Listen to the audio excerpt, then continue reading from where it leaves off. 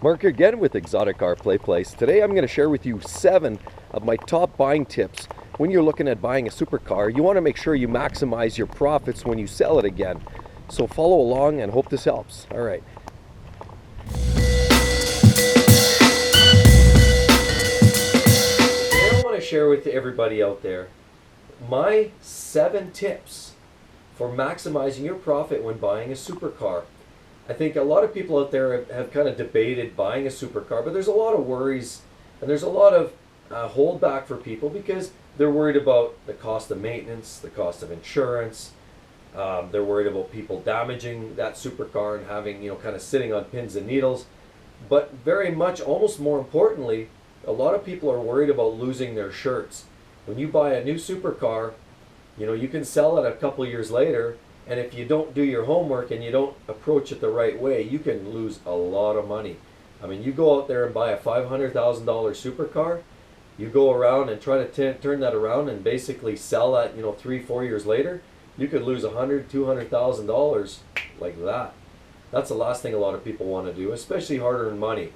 Some people it's easy come, easy go. Other people not so much. So these are my 7 tips today to maximize your profits when you resell a supercar should you decide to buy one. I want to make sure that I can help you find a fun car, an exotic car that's going to give you, a period of time, possibly a few years of a fun and enjoyment, and still be able to turn the profit when you decide to sell that car. So, stay with me. Basically, there's a couple things we have to consider. Now remember, supercars like Lamborghinis, like any other exotics out there, really, they're commodities. They're a product like anything else. Cars, houses, like real estate, toys, electronics. They're all manufactured for some rich corporation to turn a profit, to keep some people rich. It's a business. We enjoy these products. That's why we own these cars. They're great. They look great. They're fun to use. But they're, at the end of the day, people at the top of the food chain. A lot of these businesses really are just businessmen and really try to turn a profit regardless of whether it's a car or an industrial product. It is what it is. Now, the key in buying a used supercar, again, keeping in mind the old adage, buy low, sell high. That's the key. That's what's going to help you get through this process and get through it successfully. And again, to ensure that you can possibly buy a supercar, own it, flip it for some cash, and maybe make a profit or break even at the very least. So these are my 7 steps. Follow with me. Strategy number 1. Basically, pick your poison. It's very important that you figure out what kind of car you want. Think about the make, the model. Think about your budget. What can you actually buy? I mean, if you don't have $2 million, you're not going to be looking at a Ferrari. There's just some cars you have to consider a budget. If you have an open-ended budget, well, that's a different story. Say you have $200,000 to spend, you have a pretty good budget. There's some cars you can look at. You can look at some McLarens, you can look at some Lamborghinis, Porsches, slightly older Ferraris. You have a lot of selection at $200,000, but you won't get the hypercars. But definitely, whatever you decide on has to fit the budget, and it has to be consistent. Pick what you want. Pick up the make and the model and focus on that. If you don't focus on that car, you'll be scrambling around looking for any opportunity. And if you haven't done your homework and focused on that, you could pay too much. And that's the last thing you're trying to do. So, strategy number 2 basically has to do with be patient. Look for the right car. Find the right car. Don't jump the gun. Make sure that all your homework is done and that you've spent the time, researched everything, the history on it, previous owner, make sure everything's where it should be, and that you're satisfied. Don't feel that you need to get on the game right away. All that does is usually results in you either paying too much, which shortens up your profit margin, or you wind up with a car that has too many problems because you jumped the gun and now you have to put money in somewhere between your purchase and the resale, which of course will reduce or eliminate any profits. You don't want to do that. You want to make sure you're patient, you find the right car. Now, the third part of my strategy, or the third strategy if you will, now that you've found a car that is competitively priced, make sure you do all your homework. Satisfy yourself. If you satisfy yourself, you'll satisfy the next owner. And when I say satisfy, what that really means, accident history, service history, the make, the model, the price. Is it very competitively priced already? Are you in the lower end of the spectrum? When you're looking at the overall retail market, you look at, go check the classifieds. There's a lot of places to look. Wherever you are locally, you can check nationally, you can check locally. Look at the market. Where is that market sitting? You want to be starting on the lower end.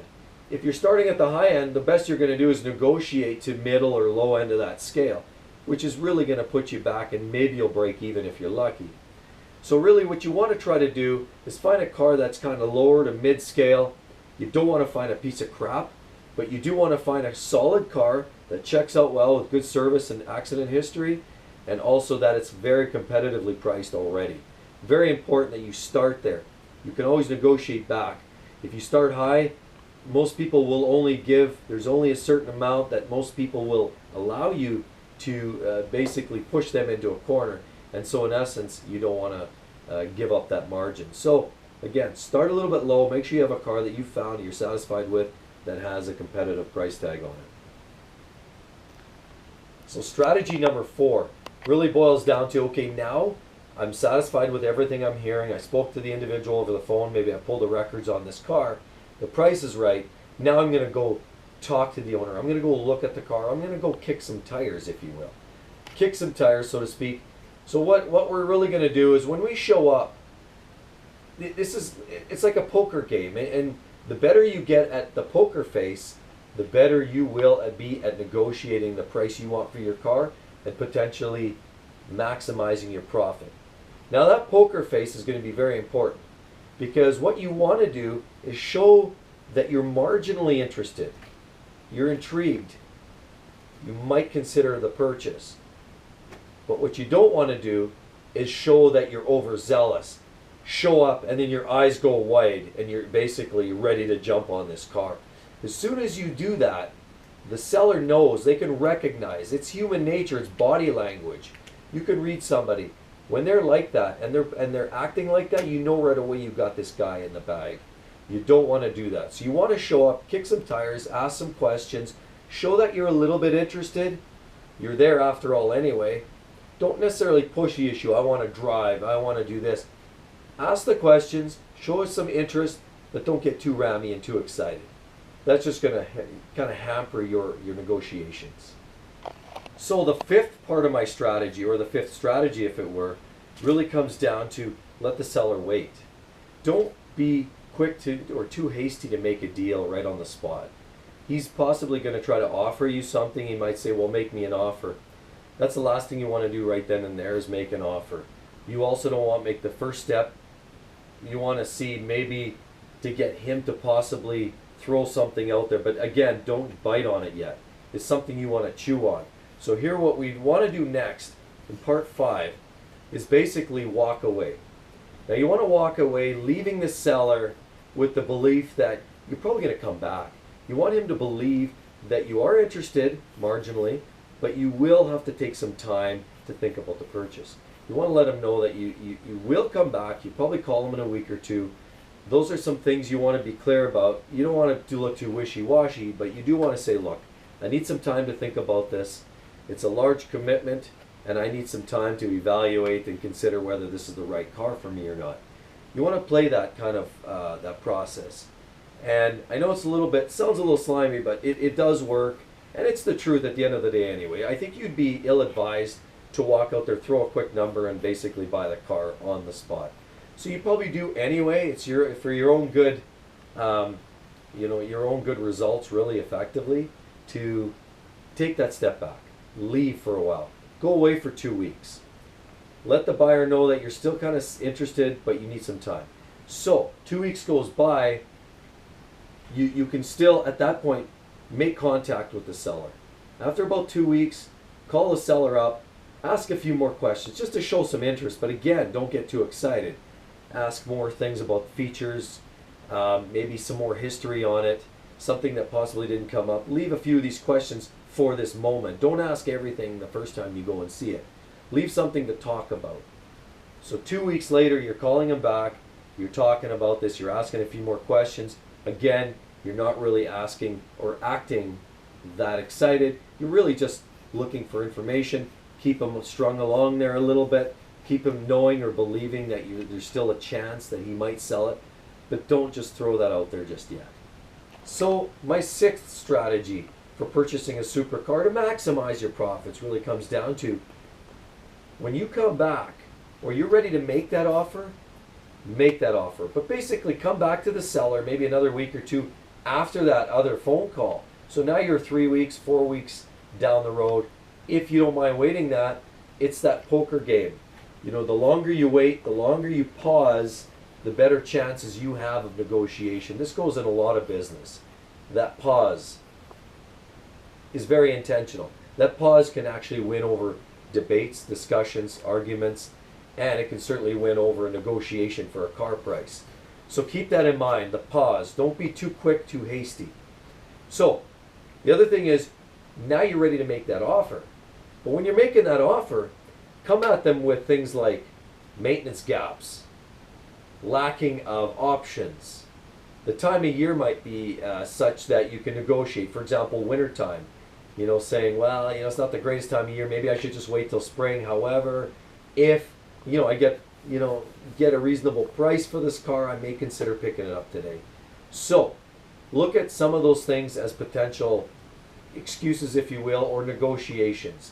Now, at that point, you're going to throw a number at the seller that is substantially lower than, you know, than you might consider, or he might even have considered at that point. You don't want to super lowball this person. That's not good either. If you lowball, all you do is insult them. All you do is potentially throw the whole package out the window. Again, it's not the end of the world. You will find other cars, but why insult people dramatically? And everybody has a different kind of touchy-feely around that, so it's always going to be a little bit of a gamble with this. But always, this is where you want to kind of hit them with a substantially lower price. You want to target an area where your final price, after some negotiations, is going to be where you're satisfied. But again, target some of these things, these issues. That's where it's time to start nailing down a price that's really aggressive. And in addition to that, these prices that you're negotiating should also take into account not just deficiencies on general wear and tear. Consider a cost of a clutch. You know, on a Gallardo, that could be a $10,000 touch. Could be a $20,000 touch on a Murcielago. Brakes, $5,000, or carbon. If you have carbon ceramic brakes, that could be a $30,000 tab. So take into account brakes, clutch, paint touch-ups. Those should all be accounted for in your purchase. As well, a PPI, a pre-purchase inspection, will also flush out some of these things. He may not admit that there's a bad clutch. He may not admit that the brakes are at 30%, but the PPI, the inspection, will flush that out, and again, thus yielding you a potential for much stronger negotiation. Okay, and my seventh and final strategy really is the follow-up to this whole thing. So now, obviously you've made an offer. This person here was probably going to counter it. That's almost an expected reaction to an offer. It's almost always going to happen. That's assuming they don't kick sand in your face and tell you to get lost. At this point, the offer is going to be countered, in which case you might counter back and forth a couple of times. At the end of the day, you can do that. I mean, you want to show some goodwill here, but again, keeping in mind that the final result should be a car, and its deficiencies should still only sum up to, you know, maybe about 80%, 90% of retail value on the lower end of the retail scale. And of course, you've done your homework because, again, earlier in previous steps here, we've described that you had to hone in on a specific make and model.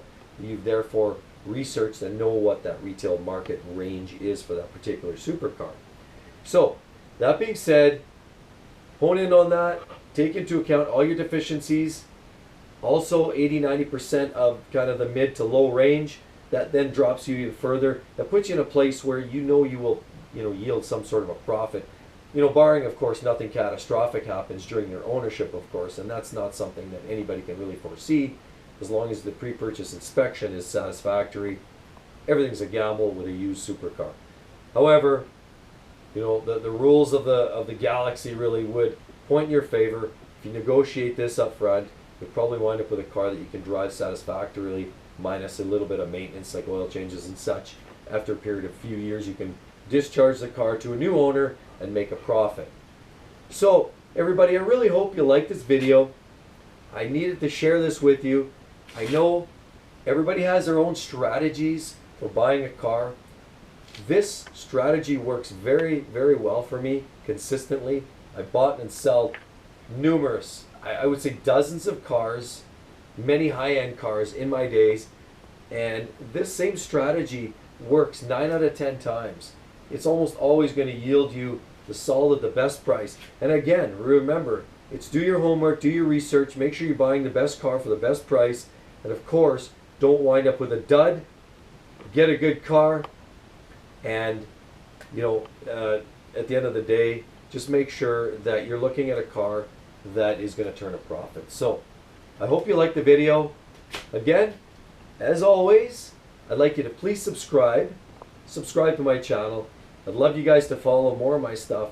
I'm really looking for many, many more subscribers. This is going to blow my channel. I want it to grow. Please join. You'll appreciate many, many more videos that I will be producing, as well as the vast library of videos that I've already created. And like, comment, and we'll see you again real soon, everybody. Thanks again, and we'll talk to you soon. Bye.